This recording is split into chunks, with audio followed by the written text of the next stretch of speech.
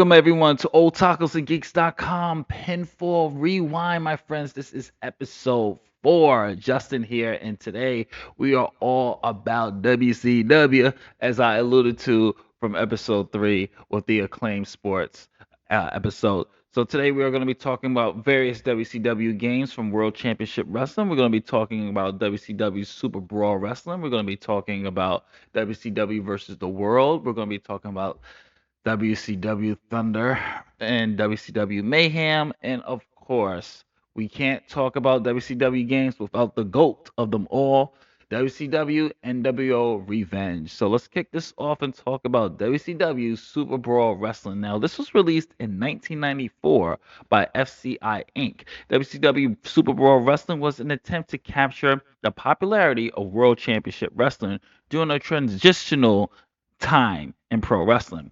Unlike early arcade style wrestling games like WWF WrestleMania or Saturday Night Slam Masters, Super Brawl Wrestling aimed for a more presentation heavy, semi simulation style, meaning its emphasis on authenticity and TV broadcast aesthetics. The game came out during a time when WCW's real life roster included feature legends such as Sting, Ric Flair, Rick Rude, and of course Big Van Vader. So the character selection leaned heavily into the early 90s roster. At the time, it was seen as a major move to give WCW their own wrestling game comparable to WWF's dominance on the home consoles.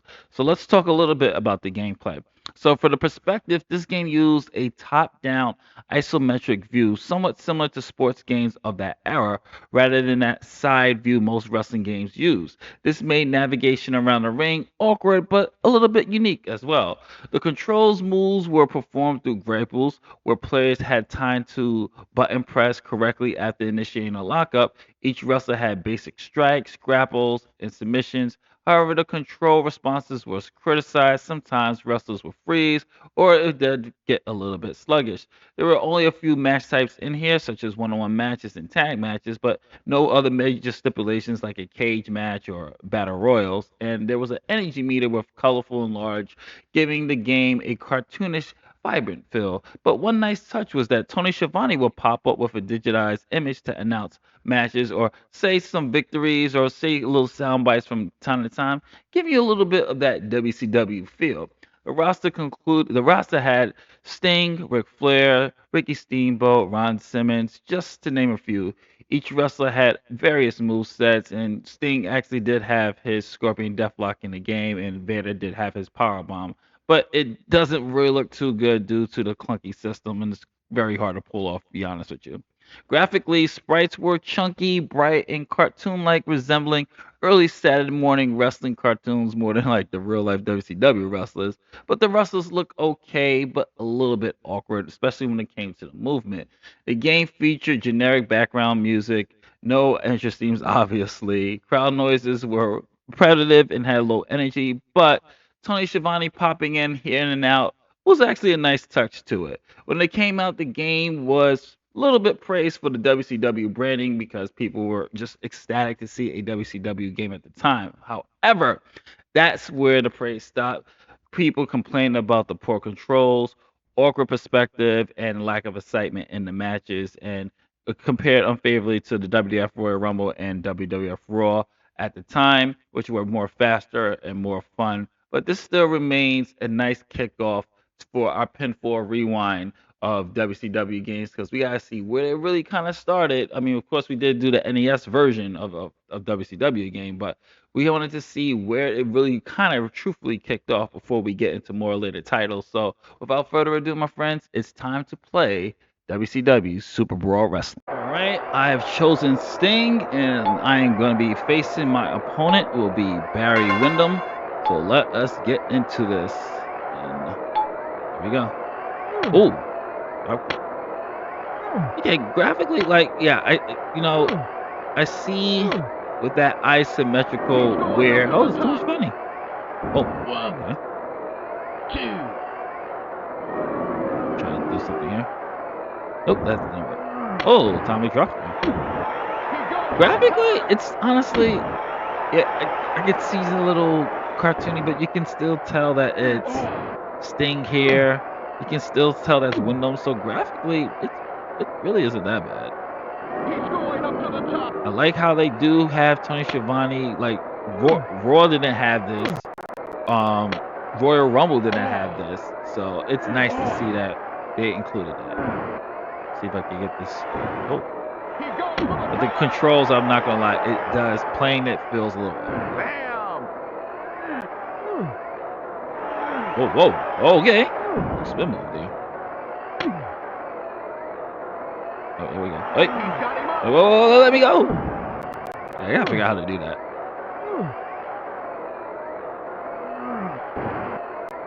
And I think I chose the 3-4 option, which I thought was just like 1, 2, 3, but no, this is like a 2 out of 3 falls match. And oh, was that the Scorpion? I think that was the Scorpion. Oh, damn, come on. Suplex. Oh God, kick out Sting. Yeah, but the crowd noise. But you guys see what I'm talking about when it comes to the crowd noise. The crowd looks fine, like the sprites are fine, but that crowd noise is so low energy and lifeless.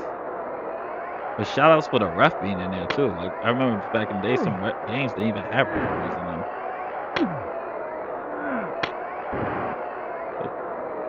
Okay. Ooh. Oh, okay. Okay. All right. Stop that. Okay, I'm just gonna spam this. Okay. Oh. There we go. I'm trying to do the Scorpion Deathlock, but I couldn't move. That's why you saw me just standing there. 1, 2. This guy's. Oh wow, taunting refills his energy. 5, 6. You gonna get in the ring or not, man? Come on. Ooh. There we go. Oh, come on, stop hitting me. Alright, here we go. Scorpion Deathlock. Oh, did that work? Just keep it on. Tap. Tap. Oh, I guess that works. 2, 3, 4, 5. Alright, folks, let's talk about WCW versus the World. Released in 1997 by THQ and developed by Asmik Ace Entertainment, WCW vs. the World was a landmark title in wrestling video games. Originally developed in Japan as Virtual Pro Wrestling for the Nintendo 64, it was retooled for the American market with a heavy emphasis on World Championship Wrestling, aka WCW's roster. At the time, wrestling games were dominated by either 2D sprite based brawlers like WWF WrestleMania arcade game or rudimentary 3D experiments. WCW vs. the World represented a huge step forward. It leaned heavily into a simulation style approach with deliberate pacing, realistic graphics, and a deep roster, paving the way for later acclaimed Aki wrestling games such as WCW NWO Revenge, spoiler alert, which will be the last game we talk about today, and WWF No Mercy, spoiler alert, that will be down the line. This was also during the rise of WCW's dominance in the Monday Night Wars. So the time of this game release helped generate a lot of attention. And I will say this, I had a PlayStation 1, I had all the PlayStations, but I had PlayStation 1 and I vividly remember me and my brother playing this game religiously. I love versus the World. I'm really excited that I get to do a match for you guys today, and it was just such a fun game. I just had such a blast with it. And speaking of game, let's talk about the gameplay. So WCW versus the World introduced many elements that will become the standard in the Aki wrestling game engine. Grapple-based combat, players will lock up with an opponent and perform moves by timing their buttons correctly. Stamina and wear down mechanics, wrestlers couldn't spam attacks, you had to pace yourself. Chain wrestling encounters. The game emphasized timing and knowing when to strike, making matches feel more strategic than frantic. And then you had match types. It was primarily focused on single matches, but they had this thing called the League Challenge and a tournament mode, which offered long term goals. While slower paced compared to the arcade wrestling games of the era, it delivered a more authentic wrestling experience, closer to the Japanese style than the American audience was actually used to. And just the roster, the graphics, the presentation. So the roster in WCW versus the World was massive for the particular time. You had Hollywood Hogan, Sting, Ric Flair, Lex Luger, the Giant, which you had to unlock, and you had original wrestlers modeled after famous stars from New Japan and other Japanese promotions, but they were renamed and given fictional designs to avoid licensing issues. You had equivalents of stars like Kenta Kobashi and Thunder Liger under different names. This blend gave the game a feel of a wrestling multiverse to say, and it was a massive dream roster for those hardcore wrestling fans, especially those who were fans of New Japan Wrestling at that particular time. The graphics were rough even for 1997. Wrestlers were blocky, animations could be stiff, and the arenas were very basic. But despite those graphical limitations, the attention to move into a more authentic wrestling experience was really incredible. Every suplex, pile driver, every lariat felt heavy. The game also lacked any sort of entrance sequences, commentary, or elaborate production, but it was stripped. It was still serviceable because at this particular time we were just hungry for a wrestling game that actually felt like a wrestling game. Keep in mind, we were playing combination controls like Attitude. We were playing games like WrestleMania, the arcade game, which is not even a wrestling game; it's a brawler. So we this was a breath of fresh air. The music was generic rock and techno loops, serviceable but not memorable. Sound effects for punches and slams and crowd reactions were minimalistic. Unlike future Aki games that will polish these elements, WCW versus the World felt more bare bones in the audio department. Still, it gave the gameplay a sort of gritty realism fitting with its hard hitting, grounded wrestling style. WCW versus the World wasn't a perfect game. It really wasn't. But it was a critical turning point in a wrestling game. And I will really recommend those who love wrestling games to go back and try this game out. This also set the stage for WCW NWO World Tour for the 64, which will refine this formula. And then eventually, of course, we got to WCW NWO Revenge. But let us end this little talk here and let's get into a match. So I'm going to do a match right now. All right, it's time for Ric Flair versus Lex Luger. I'm going to be Luger. It has been a minute since I played this, folks. I mean, years. So this match will not be of UWO quality here. And Ric Flair, I like the designs here. Like, I still love this game here. So the spirit meter, if you see this, think of if you're familiar with the THQ Aki games and this type of gameplay, you know that there's a strong grapple, the light grapple, depending the longer you hold it, the more powerful moves you do there. As you saw Luger just do that bomb. And whoa, Luger back with that abdominal stretch. But the spirit meter is similar to what you see later on in Revenge, World Tour, No Mercy. So obviously, the more if you start to flash, the more powerful you beginning, the more damage you do, the more momentum you have. Oh, DDT, nice. And graphically, yeah, you can't really tell like that. The facials, you can't really tell of who's who. Like you wouldn't know it's Ric Flair if you didn't pick him like based off the attire. If I would pull someone who's not really a wrestling fan, but they knew who Ric Flair was, if you saw him a blocky face, they might guess. But yeah, the graphically was in terms of the designs of the wrestlers wasn't that great. But we came for the gameplay here, and the gameplay in this game was really solid here.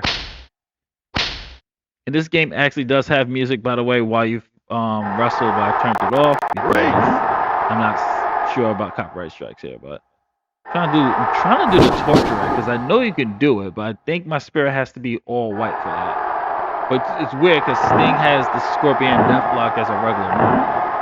So I'm trying to remember how to do the torture rack. Is that sit down power bomb by Luger? Irish whip by the big man. Oh, nice! Yeah, my brother used to spam that all the time. I hated when he did that. It's coming back to me now. Yeah, gotta get that spirit up to do that torture rack. Give him up. That's how you pick him up. working on that head now, Luger is.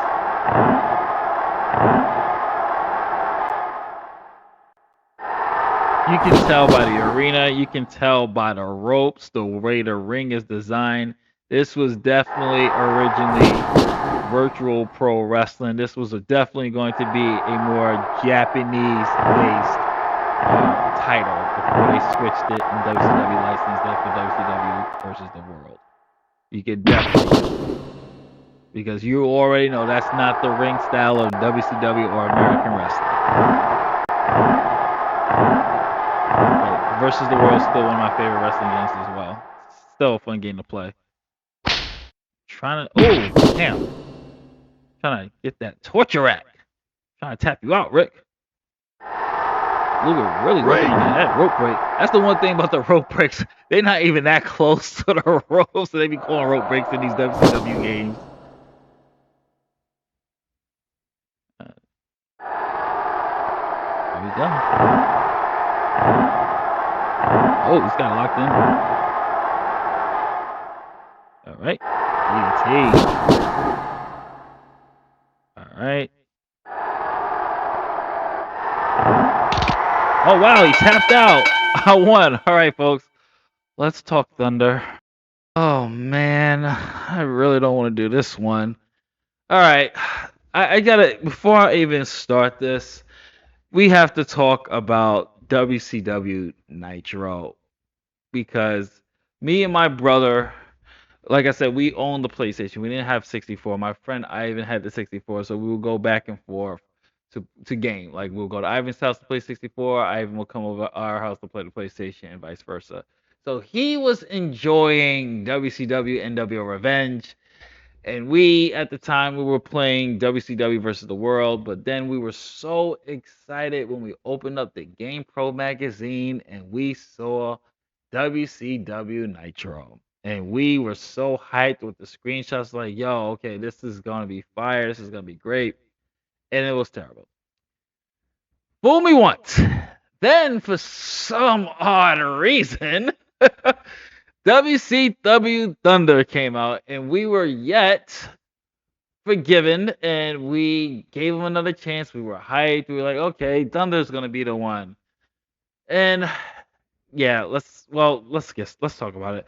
So WCW Thunder was released in 1999 by THQ and developed by Inland Productions. And WCW Thunder was a follow-up to, of course, games such as NWO World Tour, Revenge, and WCW Nitro. However, unlike its N64 counterparts that revolutionized the wrestling game industry, Thunder on PlayStation holds a very different legacy, one of a potential, one that was just crushed by awkward level design. Excuse me. This is where my mindset is now. Awkward designs and frustrating gameplay. Oh my God, it's just getting frustrating, and very, very much missed opportunities. By 1998 and 1999, WCW was at its peak of its popularity, rivaling WWF, and head to head, of course, winning the Monday Night Wars. THQ was capitalizing on WCW star power by pushing out multiple games to the market. However, while the Aki Corporation handled the Nintendo 64 games with amazing results, by the way, Thunder was handled by a different developer, Inland Productions, continuing from WCW Nitro, the earlier PlayStation title. Instead of innovating, they built directly on Nitro's flawed engine, tweaking and adding, but nothing. Just they did nothing. They added nothing but a couple of things, which we'll talk really quickly about. At its core, WCW WCW Thunder plays very similar to Nitro, and that's not a compliment at all. Controls were sluggish, complicated, with a stiff feel that made basic movement and attacks frustrating. Players had to memorize long combo strings to perform grapples, basic grapples. Now, don't get me wrong, Attitude had a combination scheme too, but this one actually had a even sometimes longer combination to do, like the diamond cutter. If I remember, I think the diamond cutter was right up square X or something like that. It you have to remember it too, unless you had the book. Thankfully, the book actually had at least their signature moves in there that you could go through and remember the combinations. But if you didn't, you will have to rely on like a strategy guide back in the day when we had to buy strategy guide books. There was no real game facts at the moment where you can go look things up or games, or you had to wait for like a Game Pro magazine. Max types were a step forward compared to Nitro. WCW introduced Thunder introduced tag team battles, royale, cage matches, and a few others that broadened the gameplay a little bit more, but its shallow core mechanics made them feel hollow. The roster was the only standout of this game. Nearly 60 wrestlers, including Goldberg, DDP, Hogan, Bret Hart, Chris Jericho, even hidden characters like Bobby the Brain Heenan, and a random joke character like a security guard. A cool thing in here, which is probably the most memorable thing about this game, was the promo section in the character selection screen. At the character selection screen, it became infamous and iconic at the same time because of the live action wrestlers cutting promos. Each wrestler recorded a trash talking video that played when you highlighted them. It was cheesy, hilarious, and remains one of the game's most memorable features, arguably more than the game itself. Kevin Nash was absolutely hilarious, where he was just like, "Don't pick me, man. Go pick somebody like Hogan or something or Piper. Don't pick me. Don't pick me." It's hilarious because Kevin Nash is it's just the essence of coolness. Graphics. Graphics were a mixed bag for 1999 PlayStation standards. The wrestling models were okay, but very blocky and jagged. Arenas were colorful but lacked any type of real detail. Most stages felt static with canned animations and very little life outside of the ring. Entrances, what entrances? It was just literally a quick camera pan musical clip of the actual wrestler coming down from his entrance, and that was pretty much it. No music and commentary. They had like this kind of generic music loop, and you get a little bit of soundbite quality of of commentary there, but that's pretty much it. To say the least, folks, the reception was trash. Gameplay was criticized. Graphics were considered decent but unimpressive. The roster size people praised, but for compared to just other games, this game was just completely terrible. WCW to this day, WCW Thunder to this day, is labeled one of the worst wrestling games of all time. And that's saying something because Nitro exists. How do you do worse than Nitro? Nitro used to be the wrestling game of all time. I personally believe, in my heart of hearts, WCW Thunder is the worst wrestling game ever made. And I played WrestleMania for the NES on this damn series. Okay? But this here, with the technology that we had, should have done better. And to my regret, my dear friends, my dear viewers, I gotta do a match of WCW Thunder. So let's get to it. Before I begin, here's the promos I was talking about. You know, I tricked you before, I'm gonna trick you again, but this time, the torture is gonna last longer on the Hollywood Walk of Shame. So you want to step in the ring with the best there is, the best there was, and the best there ever will be? Step in the ring with the greatest technical wrestler in the history of the WCW. This is the Stinger, and I'm in the mood for handing out more than just one Stinger death drop. You selected Scott Hall. Big trouble for you. I'm gonna rough you up, you little punk. I'm gonna rub your face in the mat, and when it's time, boom. Hey, wait a second. I know what you're thinking. You want to be me like everybody else. Forget about it. You don't have the mental skills or the dexterity. Go on, go pick somebody else. Pick Hogan or some. Don't pick me. Move. Go. Go. That is the coolest thing in this freaking game. But here we are. I'm gonna do a match now. Goldberg versus Kurt Hennig, and yeah. Gosh, what are the controls again? There we go. Get across. This game is so frustrating.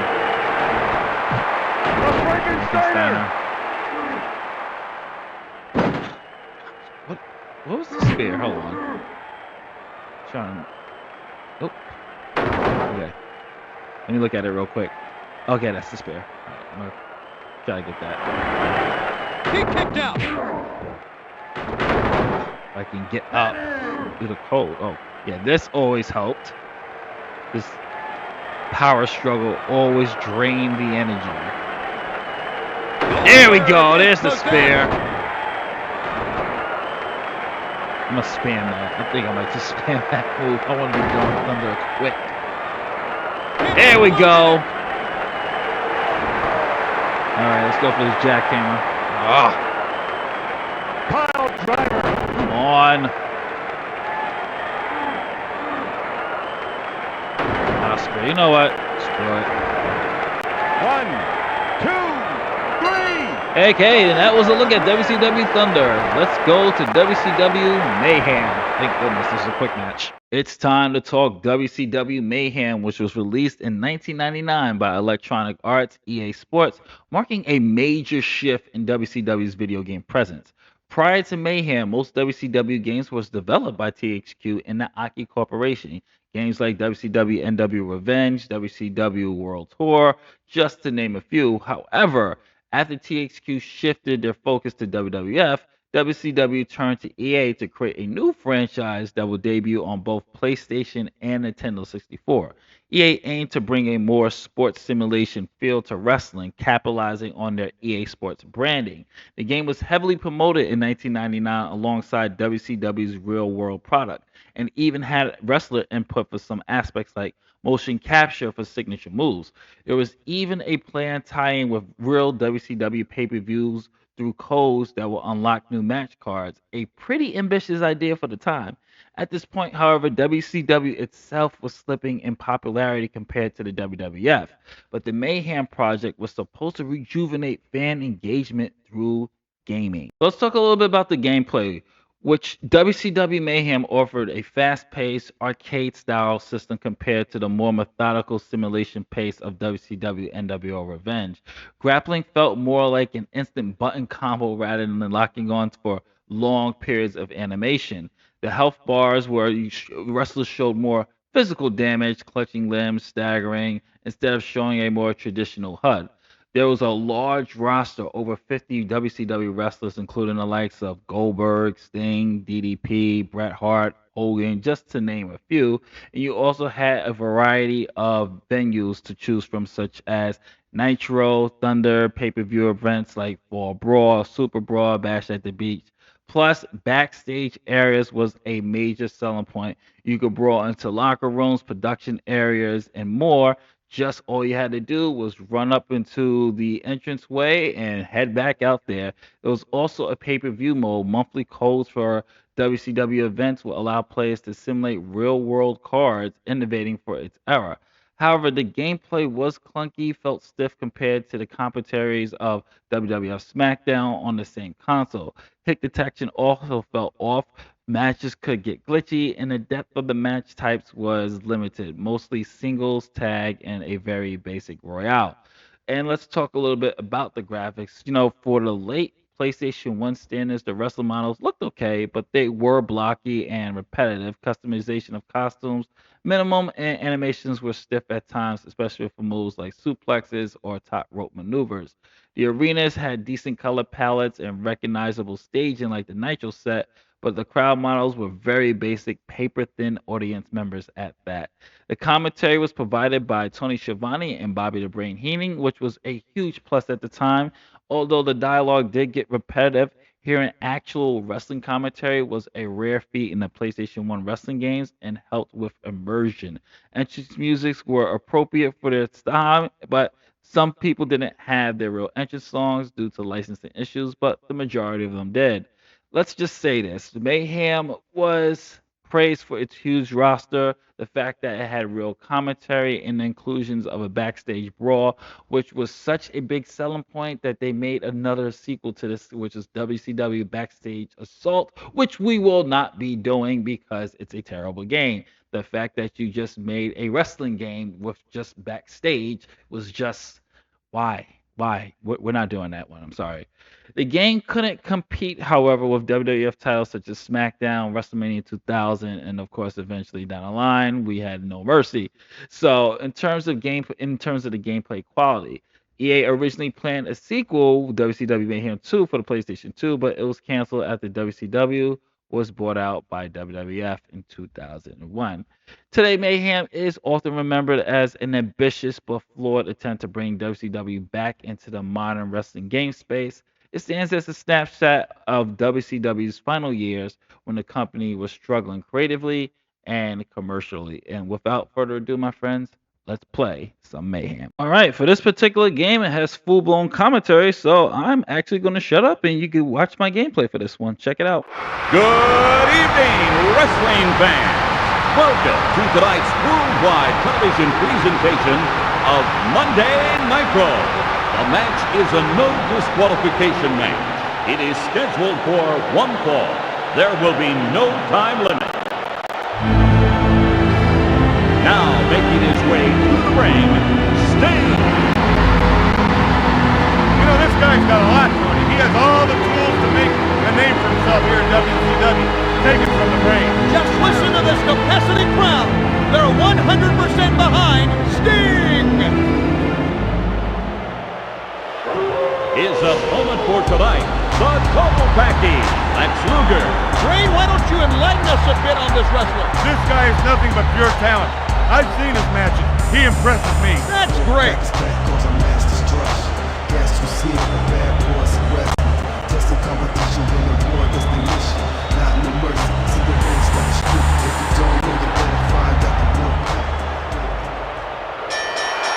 And this match is underway here in front of a sold-out crowd. Some guys want glory. Some guys want money. These two guys want to fight for the sheer fun of fighting.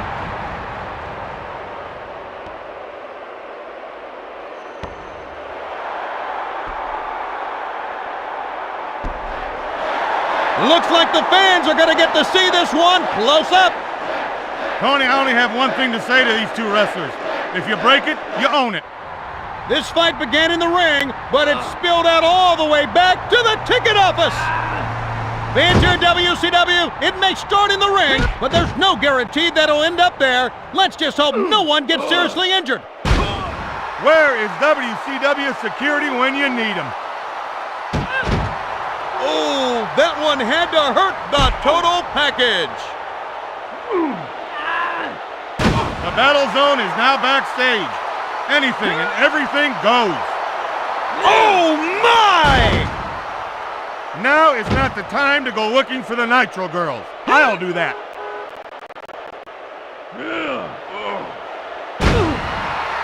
Spectacular move by Sting!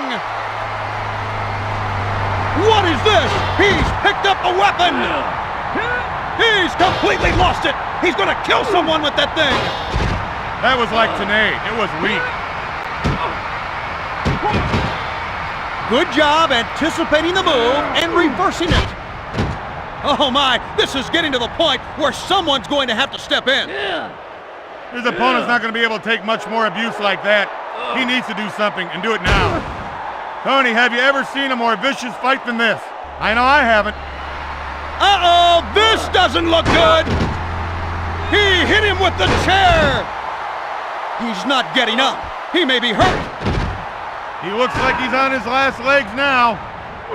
This guy shouldn't try to operate a motor vehicle under the influence of that one. I can feel the force of the last shot up here. Sting calls to the fans for some encouragement. Yes, they've had enough of that.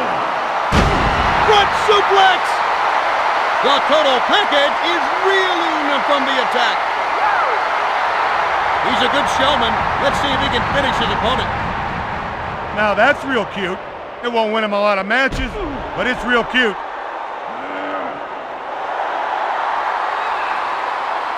Vertical suplex. Sting is looking very impressive with moves like that. Lex Luger seems to be a bit light in the head after that attack. Sting is going to try to end it all right now.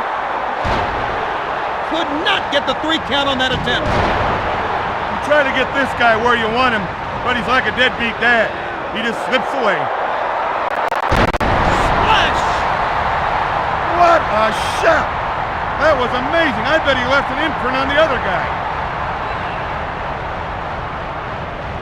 It looks like he was hurt from that last move. He's going for the pin!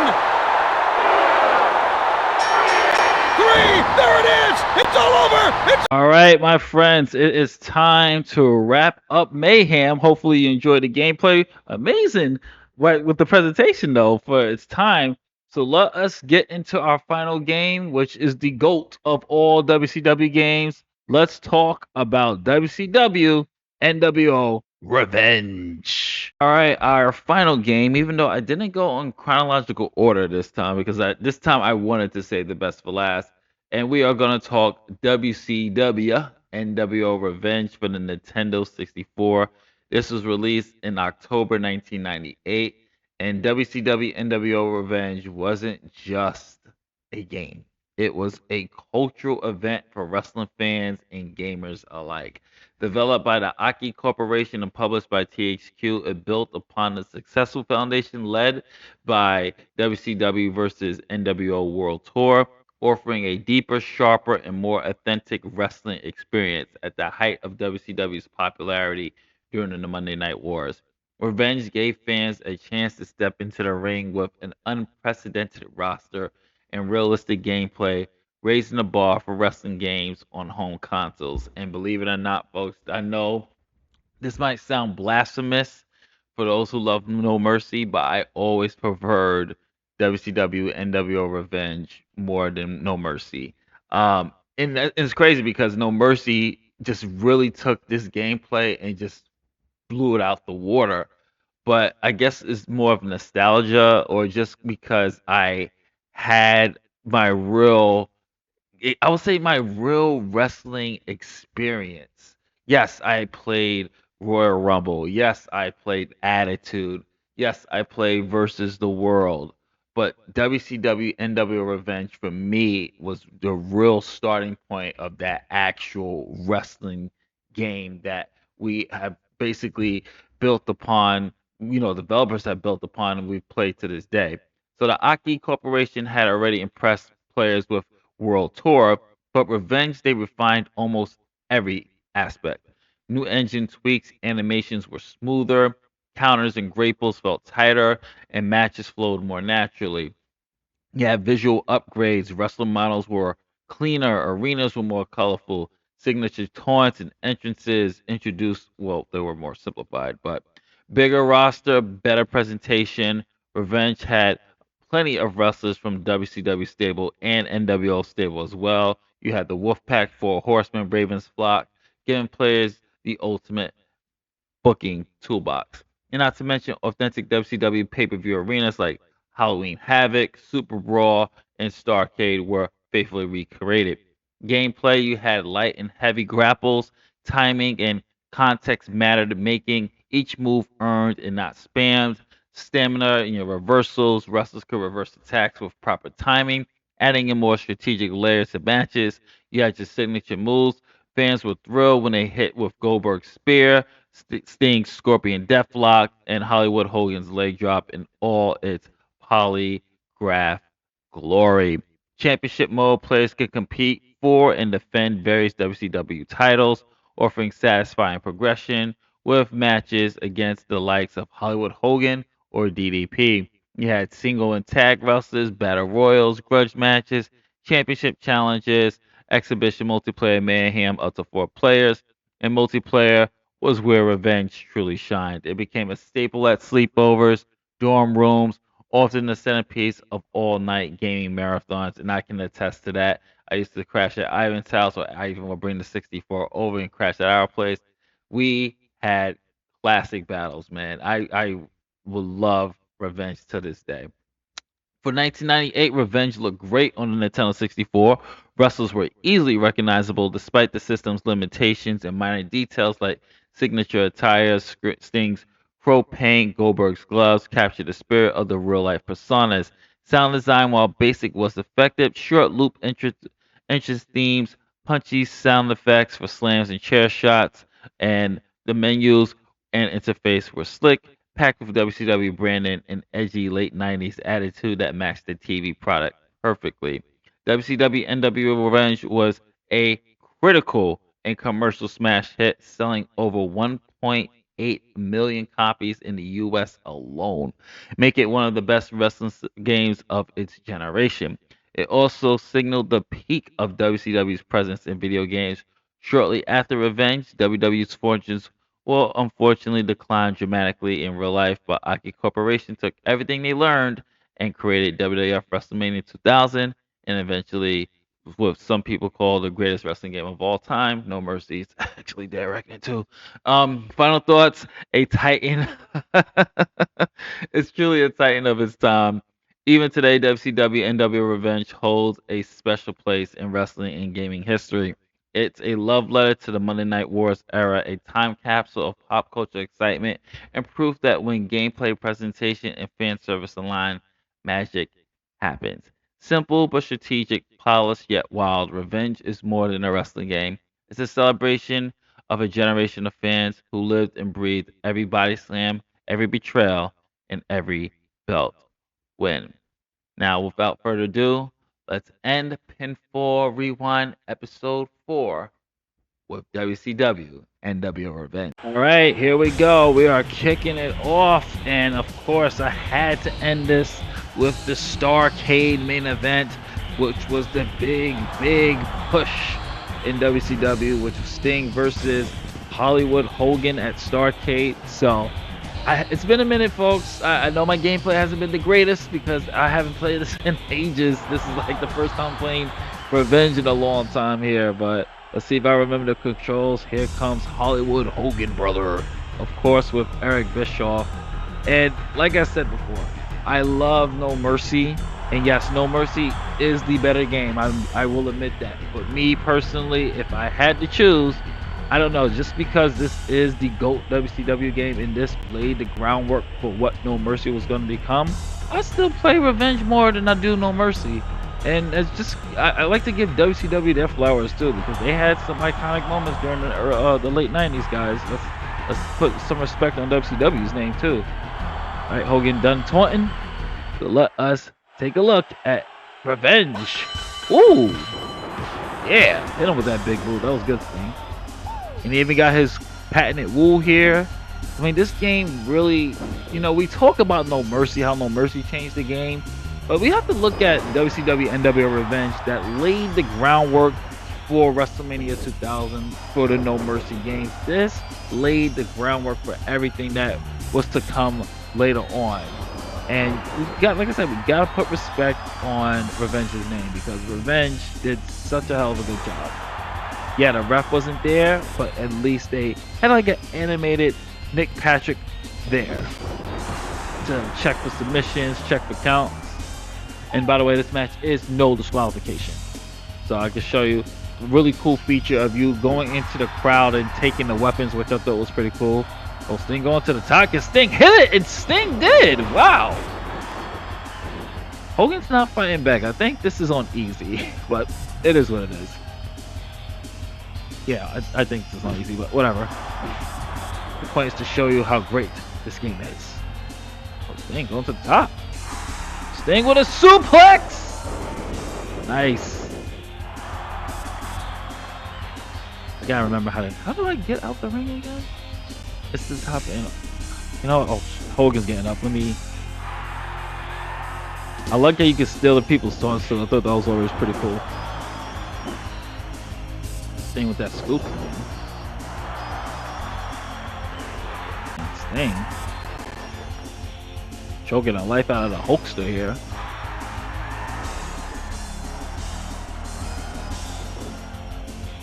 Oh, look at this. Look at this. Powerbomb going for that cover. Oh, Hogan easily kicked out. And if you see the blue here, you can see one thing I did like about this game too is that they kind of start selling. So the more damage you do to a particular ligament, they start to hold their ribs. Like Hogan's gonna hold his ribs and he stays down. Oh, Scorpion Death Block. Yep. And if you do it from, if you turn him around, you'll get the Scorpion Death Drop, which is basically the reverse DDT. Come on, Hogan, tap. Guess that doesn't work for him, brother. I still got time? Yes. All right, you gotta tap this time, Hogan. If not, I'm getting weapons. Come on, Hulkster, tap.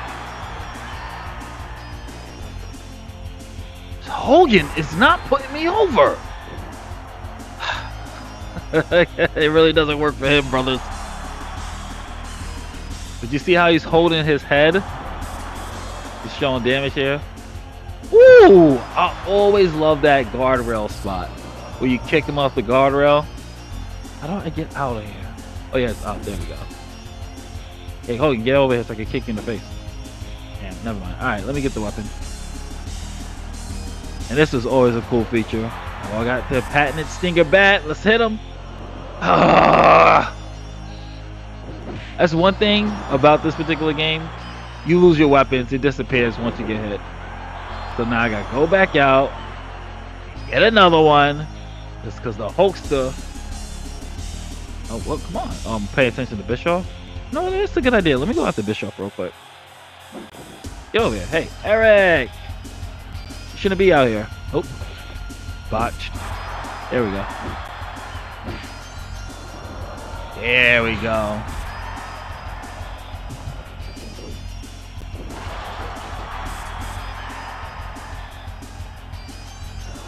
Ooh. Swing and a miss. There we go.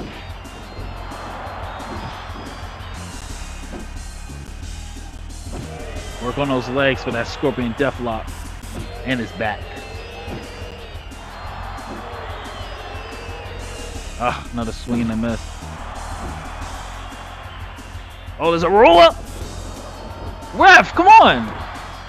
Oh my gosh, this Hogan. This Hogan just keep kicking out. Go right, work back on that head. That has to do it.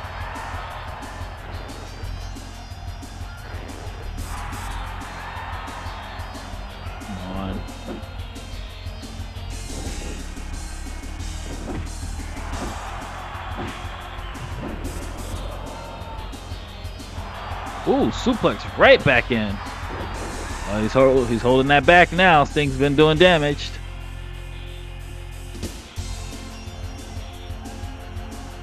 Get over here. Come here. See if I could. Oh! Alright, Hogan. Enough for this. Get another weapon. Stop sign. This is symbolic because it's gonna be like, stop kicking out. Put me over, brother.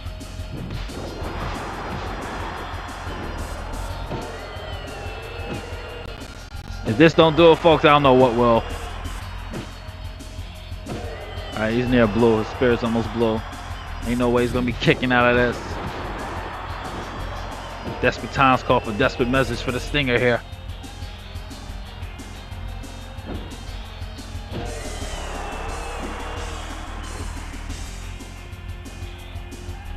DDT.